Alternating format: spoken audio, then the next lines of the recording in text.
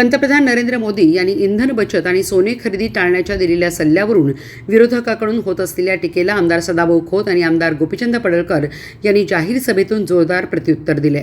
सांगली येथे रयत क्रांती संघटना यांच्या वतीने आयोजित आत्मनिर्भर नागरिक कष्टकरी शेतकरी परिषदेत बोलताना आमदार खोत आणि पडळकर यांनी विरोधकावर जोरदार टीका केली आहे. आजचे इंधन संकट हे काँग्रेसच्या धोरणांचे पाप असून त्याचे खापर नरेंद्र मोदी यांच्यावर फोडले जात असल्याची टीका आमदार सदाभाऊ खोत यांनी केली.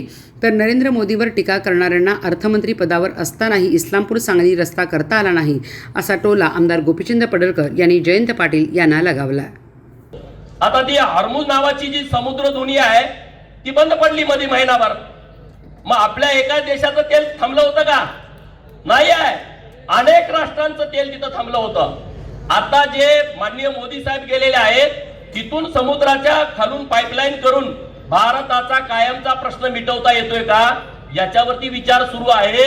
जर मोदी साहेब समुद्राच्या खालून पाईपलाईन भारतात आणायचा विचार करत असतील तर त्यांना ज्यांना ईश्वरपूर सांगली रस्ता करायची अक्कल नाही त्यांनी मोदी साहेबांना सल्ला देण्याची आवश्यकता नाही. ज्यांना साधे खड्डे बुजवता आले नाहीत ते समुद्राच्या खाली कधी जाणार सांगा? जाऊ शकतात का सांगा?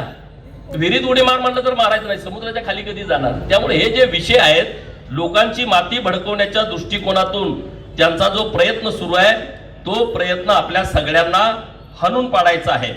मसाल्याच्या बाबत पण आपण चांगलं आवाज द्या, तुमचा आवाज येऊ द्या. केलं पाहिजे की नाही केलं पाहिजे? आता हे बाजार गुंगे गावागावात फिरतायत आणि ते सांगतायत की आता हे देशाचं असं झालं देशाचं तसं झालं. अरे जरा अक्कल पाहिजे. आम्ही तर एवढे काय यातले अर्थतज्ञ नाही आहे, परंतु जो 10 वेळा का 9 वेळा या राज्याचा अर्थमंत्री म्हणून अर्थसंकल्प मांडला आहे.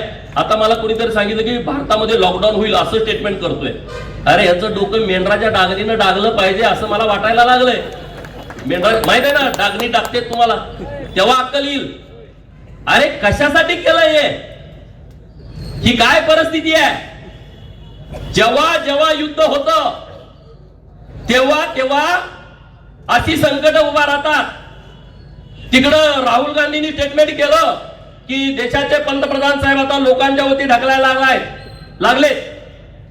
जबाबदारी राहुल गांधींना माहित नाही त्यांचे पंजोबा एकूण आणि सगळा दुष्काळ भाग सुतलम सुफलम करण्याचं काम खऱ्या अर्थानं मोदींनी केलं. आणि म्हणून मोदींनी काय दिलं ह्याच्यापेक्षा काँग्रेस समर्पित आघाडीला मी विचारतो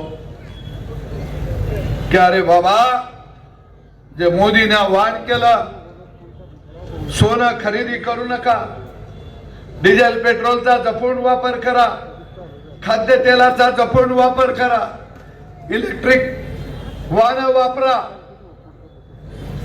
मी या काँग्रेस आघाडीला आणि त्यांच्या मित्र पक्षांना विचारतो, कारण काँग्रेस आघाडी आणि त्यांचे मित्र पक्ष ही सगळी घोबडांची अवलाद आहे.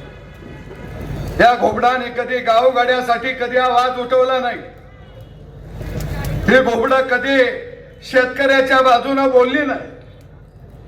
मला या काँग्रेसला आणि त्यांच्या साथीला असणाऱ्या आघाडीला प्रश्न विचारायचा. अरे हो, मोदींना जे आव्हान केलंय त्या आव्हानाला साथ द्यायला महाराष्ट्रातला शेतकरी आता खांद्याला खांदा लावून उभा राहिलेला आहे. कारण आम्हाला याची भीती वाटत नाही. आम्हाला गावगाड्याला याची भीती वाटत नाही. आम्हाला सोन्याची गरज नाही, आम्हाला डिझेल पेट्रोलची गरज नाही. बस आमच्या ट्रॅक्टरला दिलं डिझेल पेट्रोल, आमची शेती सुरू झाली तर आम्ही सगळ्या जगाला खाऊ पिऊ घालतो. अरे आम्हाला याची चिंता नाही. आम्हाला कुठं इंडियामध्ये परदेशामध्ये गावगाड्याला फिरायला जायचं नाही. चिंता कुणाला लागली या? आई खाऊनला लागली या? चिंता कुणाला लागली या? ज्यांना सत्ता मिळत नाही त्यांना सत्तेचे ढोळे लागलेले आहेत. अरे परदेशामध्ये तुम्हाला फिरायची चिंता असेल तर या जून मध्ये आमच्या शेतावर पेरणी करायला इथेनॉलचा शोध एकोणिसाव्या शतकामध्ये लागला आणि आपल्याकडं इथेनॉल वापरायला परवानगी 2004 साली दिली. कुणाला यावं लागलं? अटल बिहारी वाजपेयी यांना यावं लागलं. अरे तुम्ही 100 वर्ष देशाला स्वातंत्र्य मिळायच्या अगोदर 100 वर्ष अगोदर इथेनॉलचा शोध लागला. तुम्ही का नाही इथे इथेनॉल डिझेल पेट्रोलच्या ऐवजी वापरलं? का नाही वापरलं?